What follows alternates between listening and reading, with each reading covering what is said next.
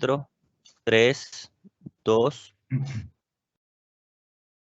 Muy buenos días a todos y a todas. Bienvenidos a esta segunda sesión de nuestro cursillo de jurisprudencia de la sección de apelación. Recuerden que la ocasión anterior, hace 8 días, pues simplemente hice una exposición acerca de la metodología que vamos a desarrollar en estas sesiones. Inicialmente podrían ser 10, pueden ser más, pueden ser menos, según nos rinda. El propósito que es de aquí para allá y de allá para acá, esto es tratar de mostrarles lo que estamos haciendo en la sección de apelación, en estos temas jurisprudenciales, pero también escuchar sus inquietudes, sus reflexiones en torno a lo que estamos haciendo. Y sobre el contenido ya les había señalado como un temario inicial. Y por ahora pues estamos en esta primera parte, que son los aspectos generales. ¿Quién produce esta jurisprudencia del sistema? En particular la de la JEP, cómo se hace, qué se resuelve allí y algunos retos. Hoy espero culminar esta parte. Hice una presentación muy rápida sobre algunas estadísticas de lo que tenemos, ¿no? Que nos sirve básicamente para mostrar las fuentes, y pues se inició ya formalmente la presentación de algunos aspectos generales y esencialmente avanzamos en el primer punto de estos aspectos generales que tienen que ver con quién produce la jurisprudencia del sistema. Y por supuesto, decíamos, esta jurisprudencia del sistema, en primer lugar, la produjo la Corte Constitucional. Recordamos cómo la Corte, con ocasión del examen de constitucionalidad inicialmente a través del Fast Track,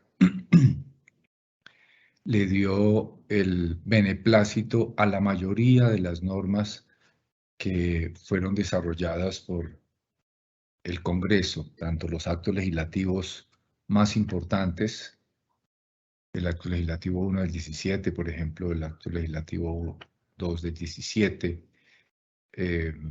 por supuesto la ley 1820, la 1957 y alguna demanda ya de la 1922. Recuerden que la 1922 no entró en la ruta del Fast Track. Y en general decíamos el balance hecho por que se puede hacer en relación con lo hecho por la Corte es que la Corte dio un gran espaldarazo a todo ese producido normativo, producto, valga la redundancia, la normativa que desarrolló el Acuerdo de Paz. Igualmente, la Corte también ha producido algunas tutelas que tienen que ver con algunos puntos del sistema, y allí hay una fuente importante entonces de conocimiento útil para nuestro trabajo en la JEP. Y también los conflictos de jurisdicción, que fue donde quedamos la charla pasada. Hacia memoria como, a manera de ejemplo, en este auto del caso Aston, el 231 del año pasado, se planteó por la Fiscalía un conflicto que la Corte obviamente consideró inexistente, como que un fiscal no le puede plantear un conflicto a un juez. Luego sí un juez le planteó un conflicto a la JEP, que fue el caso Arana, el auto 332 del año pasado. Y recordaba cómo en este auto 332, yo creo que es una de las providencias más interesantes de la Corte en relación con los temas de de conflictos de jurisdicción. Allí la Corte le dio un espaldarazo total al sistema, a la JEP en particular, acerca de lo que es la competencia prevalente y excluyente. La Corte enfatizó mucho en esta providencia como el competente sobre el conflicto armado, la determinación de lo que tiene que ver con el conflicto armado, sí o no, le corresponde a la Jurisdicción Especial para la Paz. En esto, les decía, la Corte Suprema hizo una providencia bastante larga y muy completa, la Sala Penal de la Corte, tratando de señalar cómo excepcionalmente la Corte Suprema, la Sala Penal, podría evaluar si una situación tiene o no relación con el conflicto.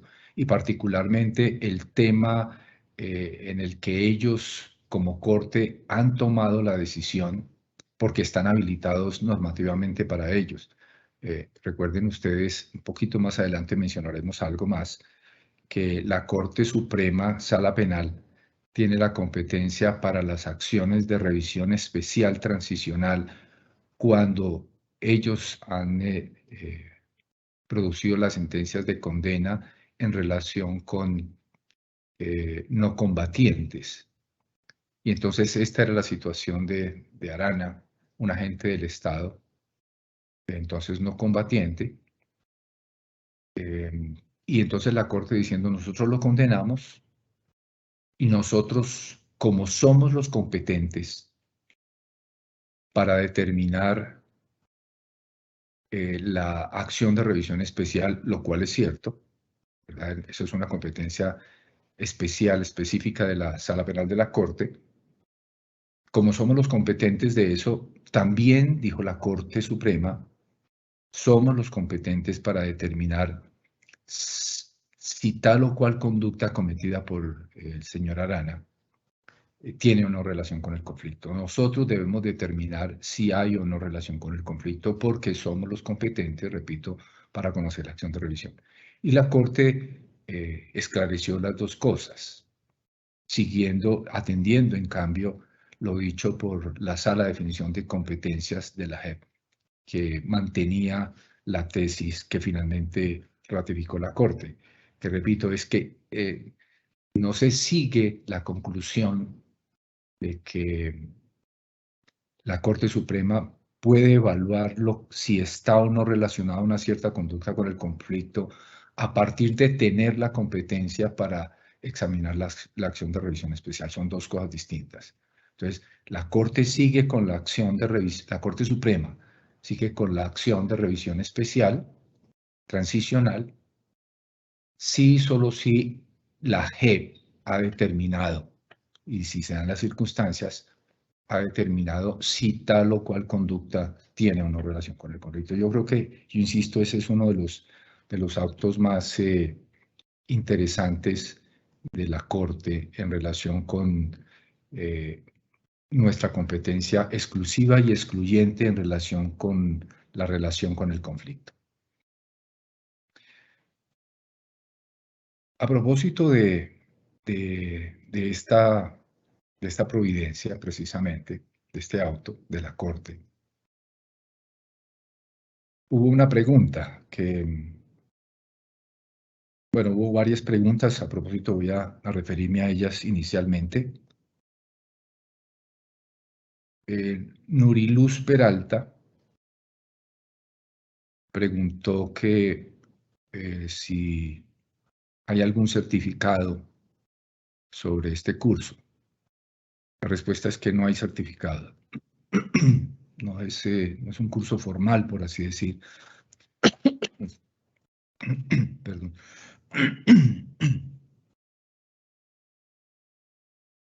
No va a haber certificados de ninguna naturaleza. Este es un curso libre. Pueden venir cuando quieran, pueden irse cuando quieran. No se va a llamar lista, no se va a hacer control de lecturas, no se va a hacer examen, nada de eso. Vamos a conversar en torno a la jurisprudencia de la sección de apelación. Cari Mariana Mancera también pregunta si las diapositivas y bibliografía adicional se van a remitir a los correos. Las diapositivas yo se las puedo mandar con mucho gusto, solo que al final, por la sencilla razón de que yo voy haciendo cambios, yo estoy haciendo este cursillo en la medida en que vaya avanzando, entonces las diapositivas las voy modificando eventualmente. Entonces, de hecho, no tengo el conjunto de diapositivas correspondientes a todos los temas que está previsto tratarse en el curso. Entonces, por ejemplo, ahorita tengo las diapositivas de hoy listas, entonces yo prefiero mandárselas al final con mucho gusto.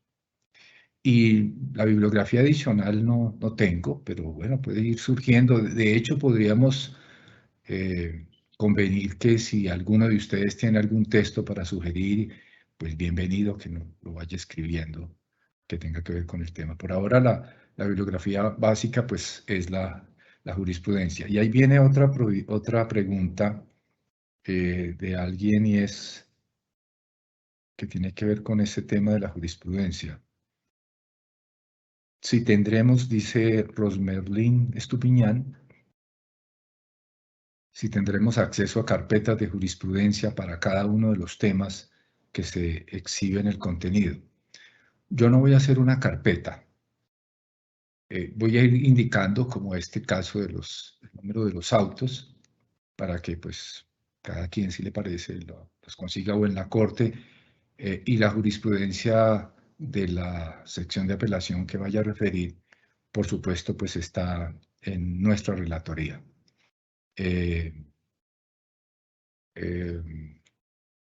Entonces yo creo que pueden consultar en relatoría, ahí hay un equipo que puede ayudar para conseguir esa jurisprudencia. Yo lo que podré hacer, repito, es darle los datos correspondientes para quienes quieran, por supuesto, ahondar con detalles sobre lo que vayamos analizando.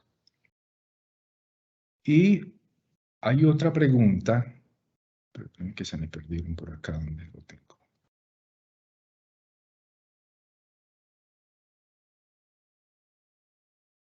Hay otra pregunta que voy a responder, no a continuación, sino un poquito más adelante, pero la voy a responder hoy, porque está previsto, entonces voy a valerme de esa pregunta para exponer uno de los aspectos generales que está previsto explicar hoy. Y es Santiago Borges pregunta, ¿las decisiones de las salas de cada sección de la JEP tienen igual jerarquía? Es decir, ¿hay decisiones con mayor relevancia que otras? Esa pregunta de Santiago hoy va a ser respondida, pero un poquitico más adelante. Y Camilo Osorio sí hizo una pregunta directamente con el auto 332, que es el que justamente estamos analizando. Dice Camilo, en la intervención de la Corte Suprema en el conflicto de jurisdicciones del caso Arana, se indicó que el sometimiento a la JEP no es propiamente un beneficio, al representar la constatación de normas procesales sobre competencia respecto a un caso específico. En el auto 332, la Corte Constitucional se refirió en una parte a que el sometimiento no es propiamente un beneficio.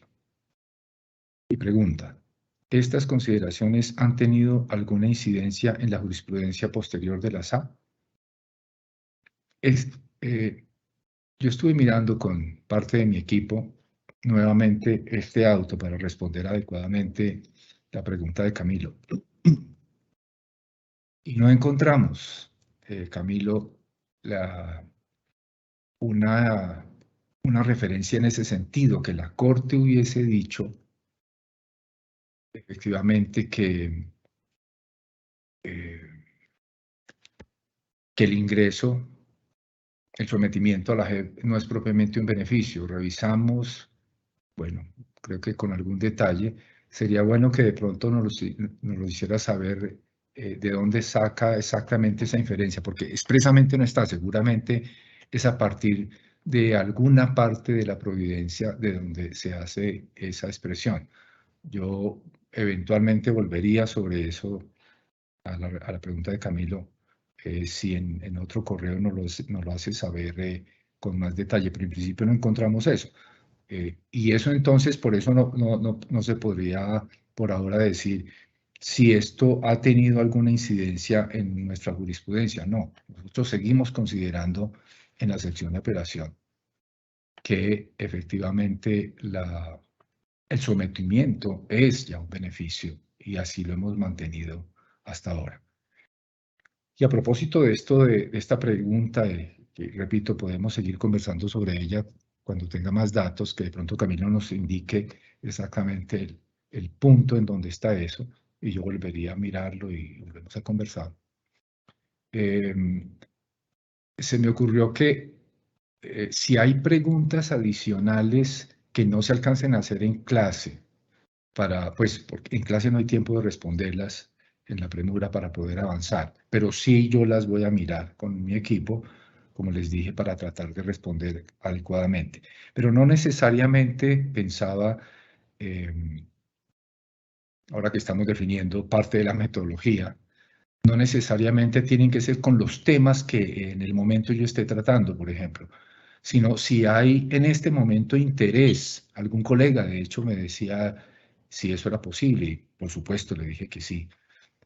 Algún tema de interés por parte de alguna de las salas o secciones que se quiera que se trate acá, a través de las preguntas me orientaría mucho sobre qué aspectos yo debería enfatizar. Entonces son bienvenidas durante la semana. Y escríbanme a mí o escríbanle a mi asistente Krishna Gómez, Krishna, como suena, con K, punto Gómez y el resto del correo. Escríbanle a ella o escriban a mí y miramos las preguntas. A partir de esas inquietudes yo creo que podemos también ir construyendo lo que nos interesa a todos, a mí y a ustedes, por las razones que ya expliqué de que este es un curso de llevar y de traer, ¿no? En relación con las reflexiones que se vienen haciendo en apelación. Muy bien, este es entonces, digamos, el punto en donde quedamos la vez pasada y una respuesta preliminar a las preguntas que se hicieron con ocasión de esa primera presentación. Entonces, sigamos avanzando. Decía acá que, recuerden la pregunta en la que estamos, ¿quién produce la jurisprudencia del sistema? Pues tenemos la Corte con estas especificidades que ya he planteado. Por supuesto también, y ya lo he referido de alguna manera, la jurisdicción ordinaria, ¿verdad? Ya mencioné en particular con ocasión de lo del caso Arana, el papel de la Sala Penal de la Corte con ocasión de la revisión transicional. Ahí no me va a tener, básicamente, repito, la Corte puede seguir produciendo, la Corte Suprema Sala Penal podría eventualmente producir jurisprudencia relativa al sistema con ocasión de la competencia que tiene para la revisión transicional o acción de revisión especial transicional. Con esta competencia compartida, por así decir, ellos específicamente, por supuesto, para resolver lo que tiene que ver con la revisión transicional y las causales de revisión, un hecho nuevo, una prueba nueva, una recalificación, que son las causales que hay. Siempre que se le haya dado por parte de la JEP la entrada por la ruta de si hay relación con el conflicto directa o indirecta, o con ocasión o con causa. Ese sí, como ya ha quedado claro por parte de la Corte, repito, ratificando lo que dijo la sala de definición. Esa es una competencia exclusiva y excluyente. Pero no solamente la Corte Suprema, ¿no? También los jueces ordinarios. Los jueces ordinarios, como lo dijimos la vez pasada, lo recordamos la vez pasada, durante el año 17 se produjo por parte de la jurisdicción ordinaria las decisiones esenciales de todo el sistema, que básicamente aplicaron lo dispuesto en la Ley 1820 sobre amnistías y los primeros beneficios. Libertades condicionales, libertades transitorias, condicionales anticipadas, los beneficios de privación en unidad militar, etc. Entonces, en el 2017 hubo ese gran producido. Y ese producido del 2017, que como recuerdan en una de las diapositivas que mostré antes, a ver si por acá la tengo, al final fueron 39, se verá seguramente un chiquito, 39 providencias de la jurisdicción ordinaria que llegaron a apelación. Fueron muchos más, por supuesto, las que se produjeron en las instancias, en la sala de definición, que llegarían a la sala de definición y a la SAI, especialmente, seguramente también a la sala de reconocimiento, pero a apelación pues llegaron esas 39. Y esas 39 apelaciones produjeron, podría decir, el primer momento de arranque jurisprudencial de la JEP. Nos encargamos como de esas cuestiones procesales, básicamente, que suscitaron muchas inquietudes iniciales sobre lo que se debía hacer en nuestra jurisdicción en relación con esos casos. Y con ocasión de esa jurisprudencia de arranque, se instauró, por así decir, lo que llamamos la jurisprudencia sobre tabula rasa, la doctrina sobre tabula rasa, que se consolidó en la CENIT 2. Entonces voy a reconstruir un poco lo que con ocasión de esas 39 apelaciones que llegaron de los casos, de esos 39 casos que llegaron a apelación de justicia provenientes de los beneficios o negativa de los beneficios provenientes de justicia ordinaria que se hicieron durante el 2017, especialmente a finales del 2017, ¿no? Antes de que entrara, o en los comienzos del 2018, cuando entró ya en 2018 el funcionamiento de la JEP. Esta doctrina de tabula rasa aparece en la CENIT y es, este es el texto, este es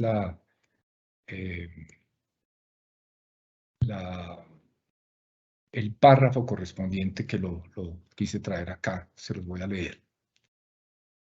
Luego hablamos un poco de esa CENIT, pero digamos un punto específico que consolidó, en realidad ya se venía haciendo, pero consolidó esto que llamamos tabula rasa en los siguientes términos.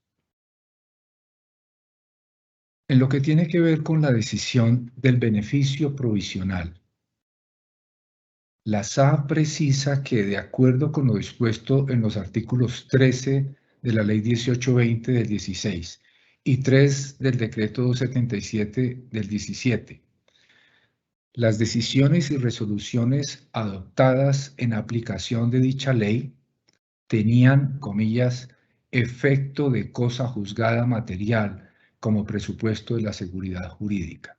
Esto es la ley 1820, por supuesto, y el decreto reglamentario. Se aseguró que lo que hicieran los jueces ordinarios, eso tenía cosa juzgada, eso tenía para darle seguridad jurídica, por supuesto, a los comparecientes al sistema. Sigo. Y ello no solo en el caso del otorgamiento de beneficios de la transición, sino también en el de su negativa. De allí que, aunque se haya admitido la posibilidad que quienes presentaron solicitudes de libertad condicionada ante la jurisdicción ordinaria puedan elevarlas nuevamente ante la JEP. Este es el punto, ¿no?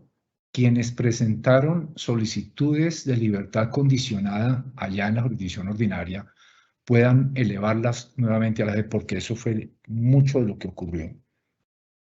Ello no significa que al estudiarlas deba hacerse tabula rasa de lo decidido por aquella. No hay que arrasar, ¿verdad?, lo que hicieron allá. Al contrario, lo indicado sería analizar si lo allí definido es coherente o no con los criterios jurisprudenciales decantados por esta jurisdicción, o si se allegaron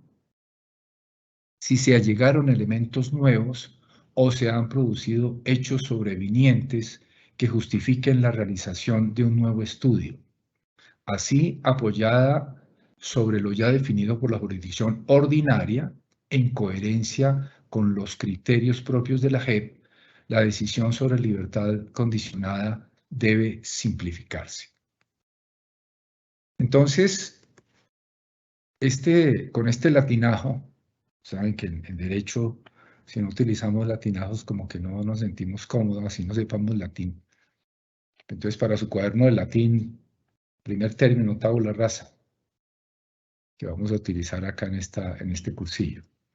Ahora, no es que esta doctrina, por así decir, de la tabula rasa se haya aplicado después de la CENIT, que fue en el 2019.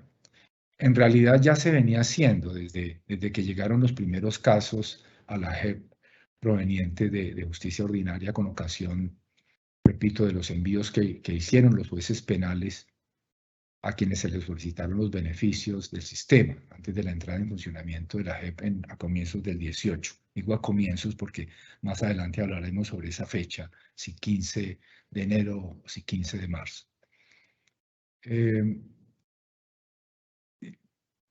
Allí estuvieron básicamente, insisto, en todos estos temas de aplicación de la 1820 y fueron concedidos y fueron negados muchos beneficios.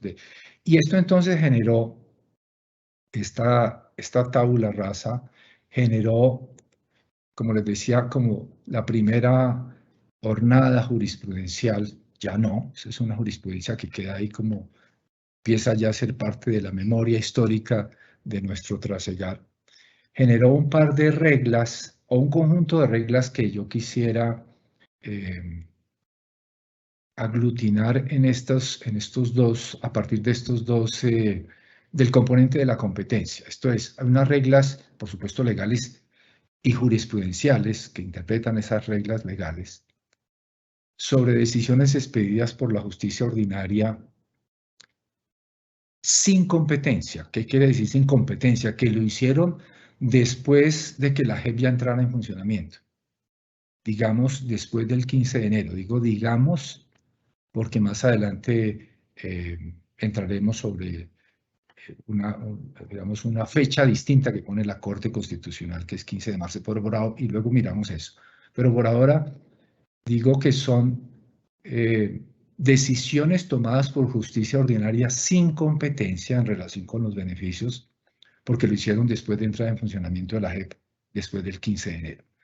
Y otras reglas jurisprudenciales especialmente, que se hicieron con competencia, esto es, efectivamente se hicieron antes de la entrada en funcionamiento de la JEP,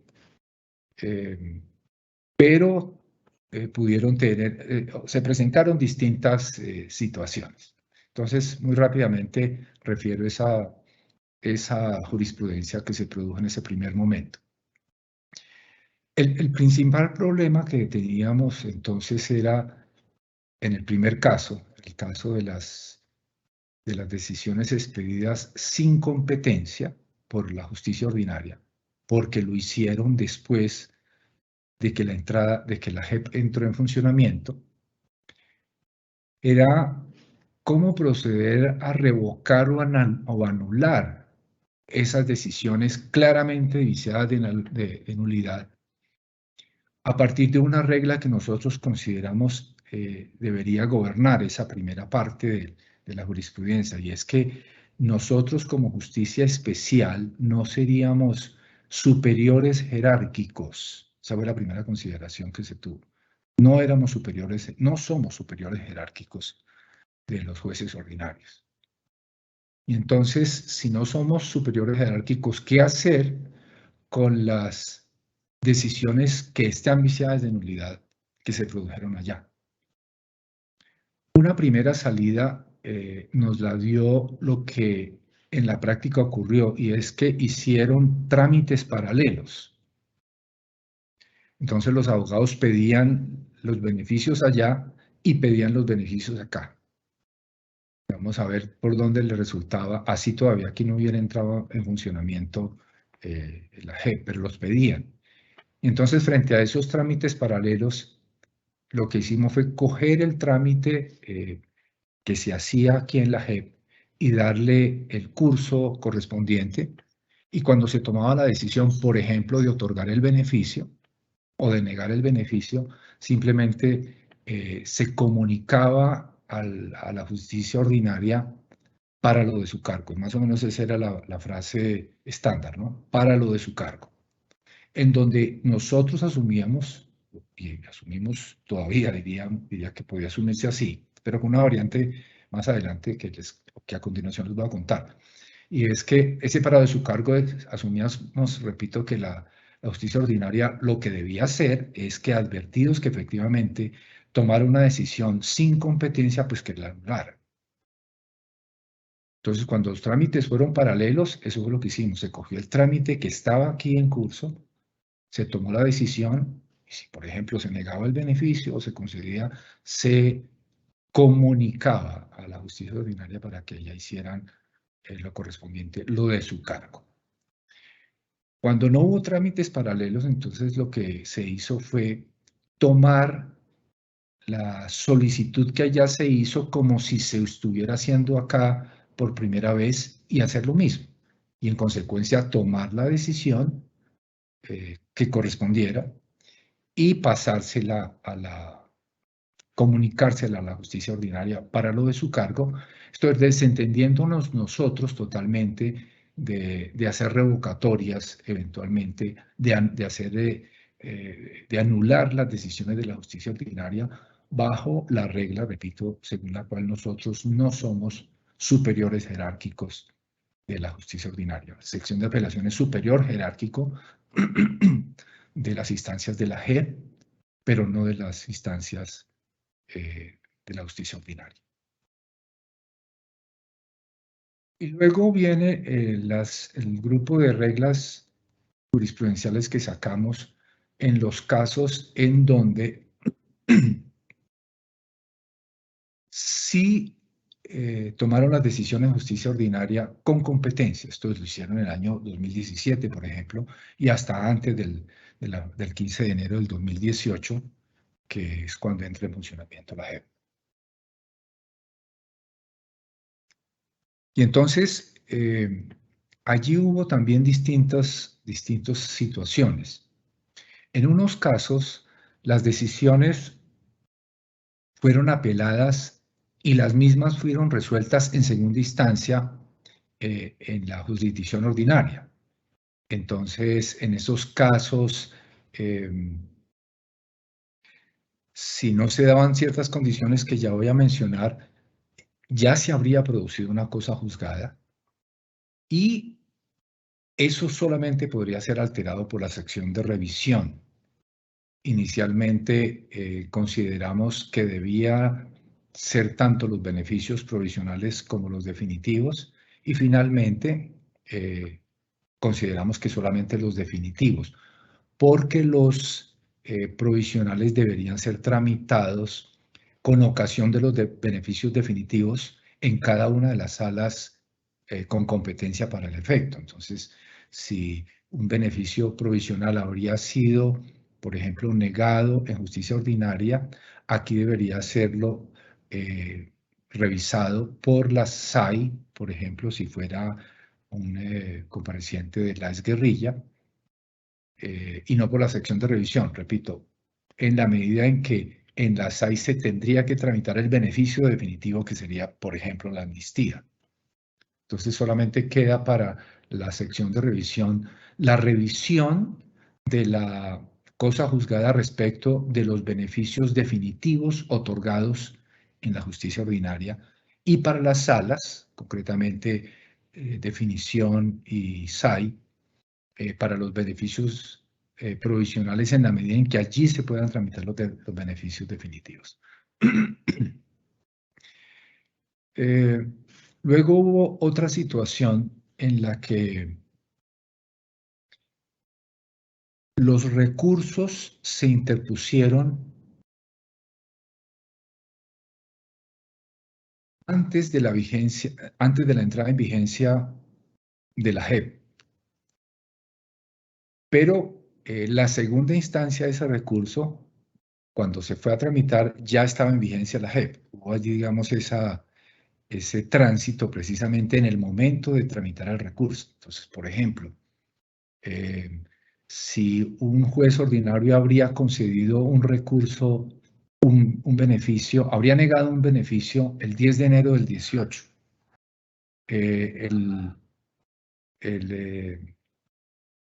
El compareciente interpone apelación y cuando sube al tribunal, porque recuerden que ahí estaba en competencia todavía el 10 de enero del 18, y cuando sube apelación al tribunal, supongamos al Tribunal Superior de la Justicia Ordinaria, cuando llega al tribunal ya llega después del 15 de enero, el 20 de enero. Entonces ya no tendría competencia el tribunal. En ese tipo de casos nosotros utilizamos una figura procesal que se llama la jurisdicción perpetua, la segunda palabra para el cuaderno de latín, la perpetuatio jurisdictionis.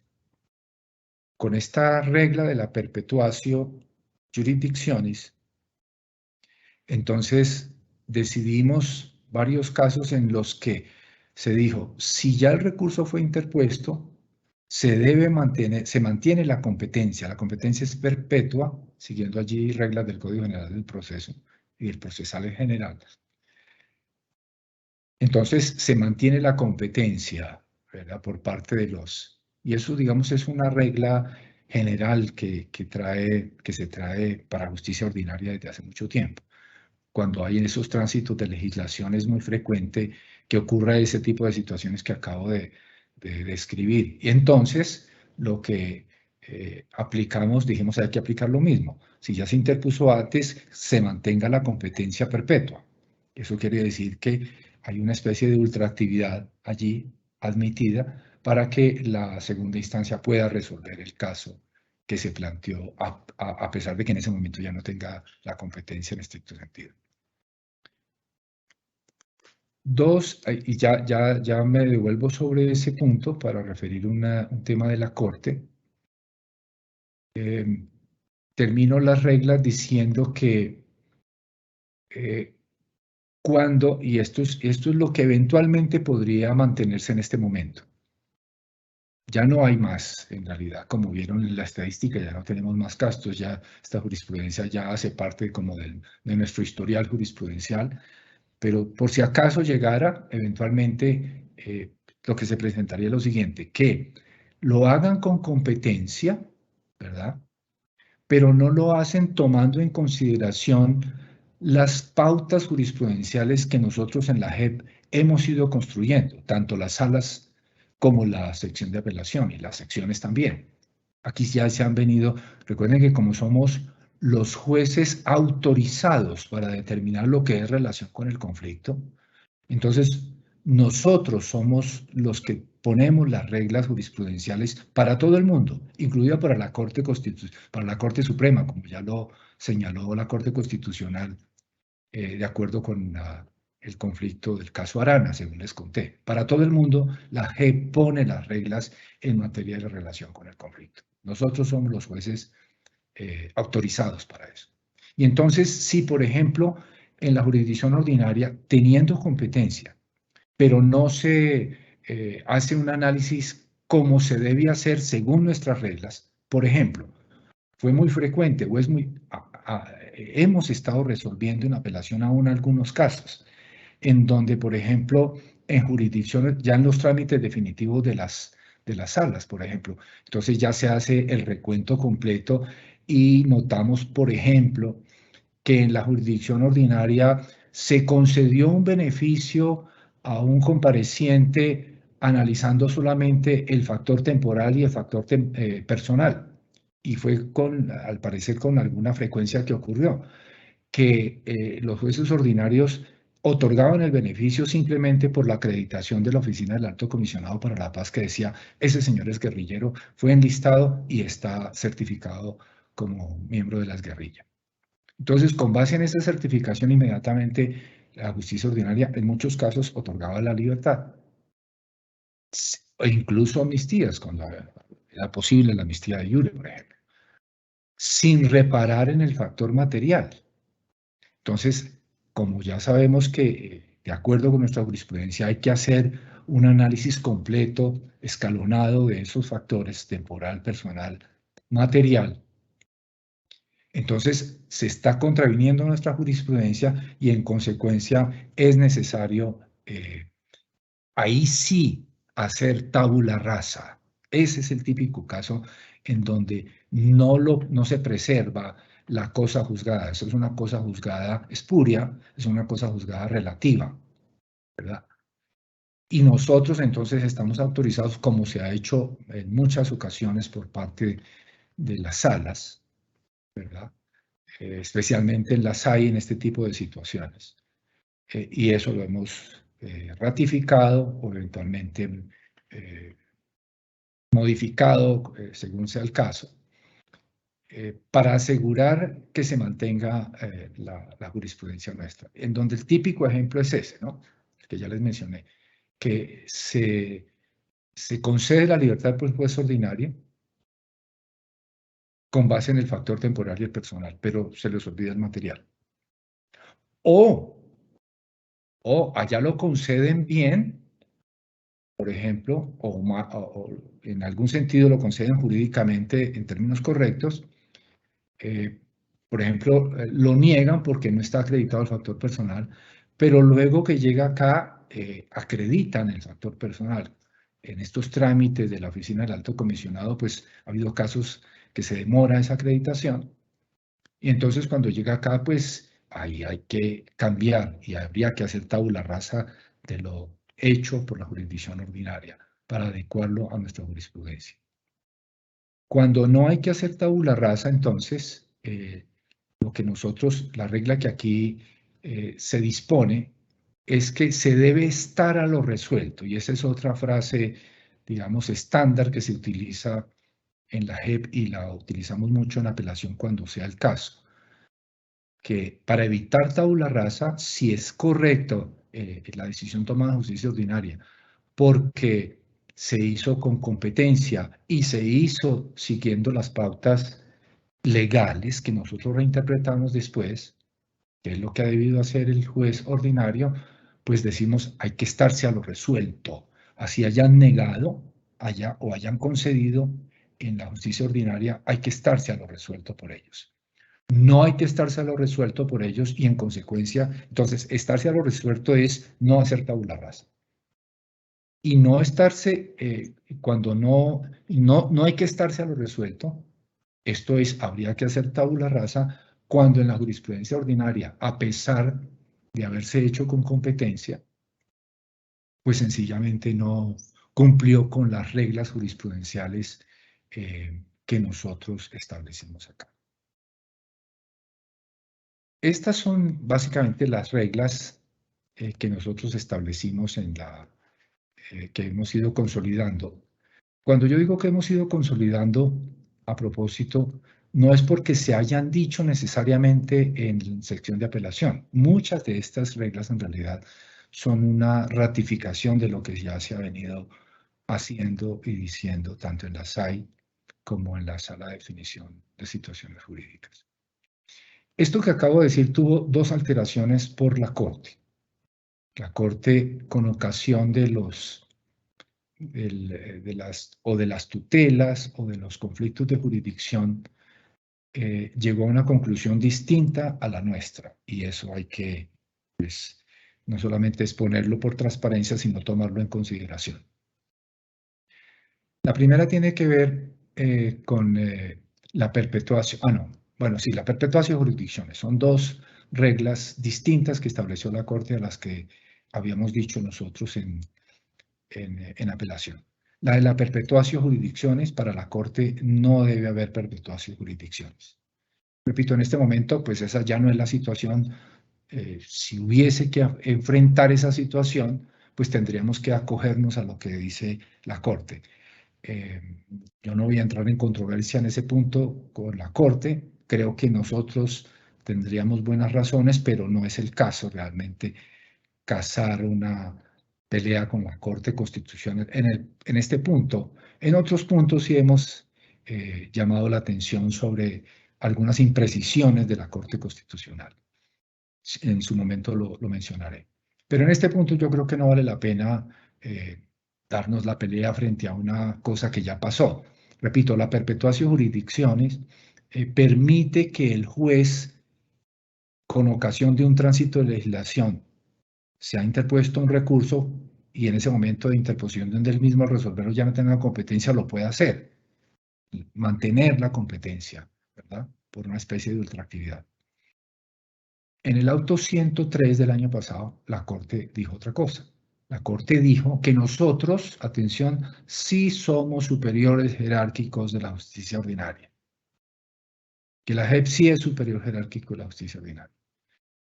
Una interpretación in bona parte de eso que dice la Corte es que cuando la justicia ordinaria obró para efectos del trámite transicional, obró entonces como juez transicional transitorio, digámoslo así, ¿verdad? Y entonces nosotros seríamos superiores jerárquicos de ese juez transicional.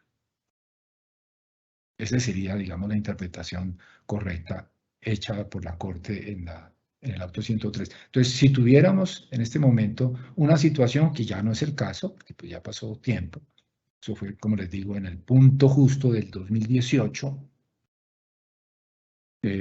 tendríamos que acoger, por supuesto, ese auto 103 del año pasado de la Corte.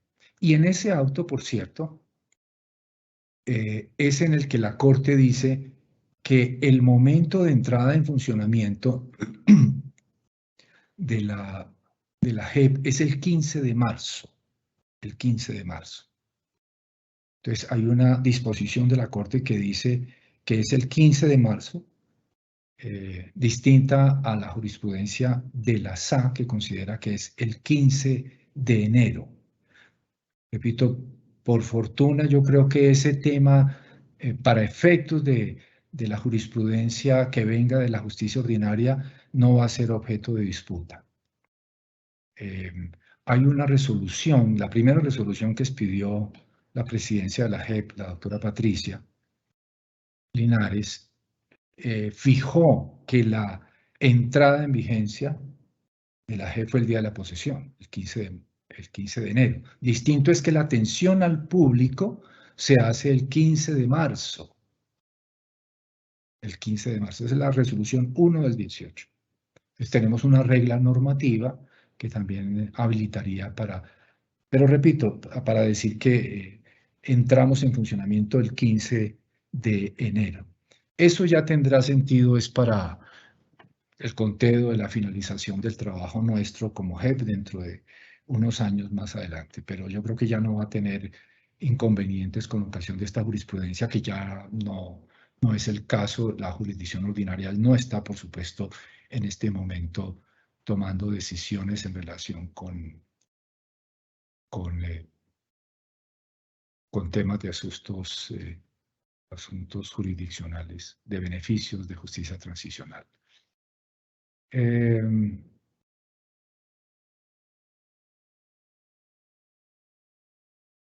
Y el otro cambio, ahora se me olvidó el otro cambio que tenía.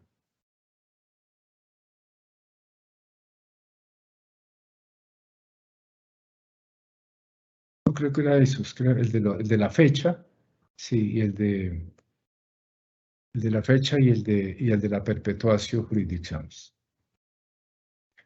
Muy bien.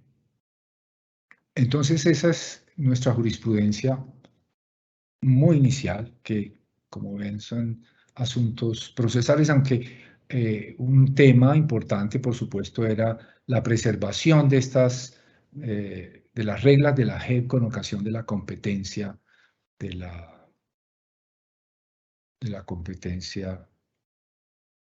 que tenemos para definir qué está y qué no está relacionado con el conflicto.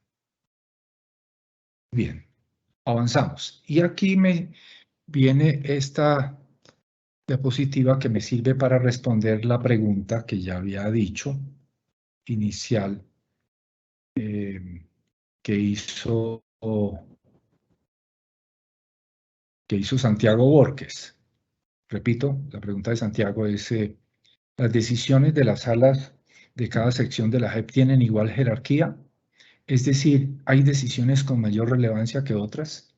Esta diapositiva que ya estaba preparada pareciera entonces para esa pregunta de Santiago. Recuerden que seguimos acá en este punto antes del tabula rasa. ¿Quién produce la jurisprudencia? Para no perder un poco el hilo. Entonces venimos de la Corte Constitucional, la jurisdicción ordinaria y, por supuesto, nuestras salas y secciones, que es de donde estamos, donde voy a tomar, por supuesto, el grueso de la jurisprudencia para la exposición ya más sustancial en las charlas que siguen. Que hoy, por cierto, me toca cortar muy a las 9. A veces puedo demorarme un poco más, pero hoy tengo órgano de gobierno y debo entrar a órgano de gobierno muy a las 9. Entonces, en 10 minutos voy a tratar de avanzar esta parte de esta diapositiva y especialmente para responder la pregunta que acabo de mencionar, Santiago. Entonces, producen jurisprudencia, por supuesto, también las salas, la SAI, la Sala de Definición de Situaciones Jurídicas, la Sala de Reconocimiento. Allí hay un producido abundante, importante, sustantivo, ¿verdad? Y en donde yo creo que sobresalen de lejos estos autos que recién ha producido la Sala de Reconocimiento de Verdad y Responsabilidad sobre los casos más importantes que se están tramitando en la JEP, el caso 01 y el caso 03. Yo creo que esa sí es una jurisprudencia que hay que leer por la importancia de temas, metodologías que allí se traen. Lo que se está haciendo, por supuesto, en las distintas secciones, incluida pues, las secciones de primera instancia, de reconocimiento o no reconocimiento, la sección de revisión. Y allí viene el tema para la pregunta. Yo creo que nosotros en apelación y de acuerdo con esta división que tenemos acá inicial, somos superior jerárquico claramente, y así lo menciona la ley estatutaria, ¿verdad? Somos el órgano de cierre de la jurisdicción. Por eso es por lo que, y una expresión mejor de que en apelación es el órgano jerárquico y en consecuencia, aparte de la pregunta, habría esa jurisprudencia tendría mayor relevancia porque tiene la capacidad de revocar las decisiones de instancia, ¿verdad? Con ocasión de las apelaciones. Entonces, allí, digamos, se expresa con autoridad la sección de apelación y en consecuencia sería de mayor jerarquía esa jurisprudencia, sin ninguna duda, en esa primera. Lo mismo se puede decir como expresión de esa jerarquía las sentencias de unificación. En la ley estatutaria está prevista esas sentencias de unificación, que yo diría que son unificaciones que tienen que ver tanto con la propia jurisprudencia de la SA, como que pueda ir haciendo modificaciones, ajustes, unificaciones propiamente dicha, como de la jurisprudencia de las salas y secciones. Si encuentra apelación que aquí hay una dispersión, entonces con ocasión de alguna de ellas, de estas apelaciones, se podría pensar en una sentencia de unificación. Y por supuesto las sentencias interpretativas, sobre las que hablaré ya será en la próxima sesión. Este es el tema con el que quiero arrancar en la próxima sesión. Las características, la importancia de las sentencias de interpretación que hoy ya no se alcanza. Y unido con este punto está la doctrina probable, ¿verdad? La doctrina probable, que es una regla establecida en la ley estatutaria, concretamente en el artículo 25 de la ley estatutaria, de la que ya me voy a referir rápidamente.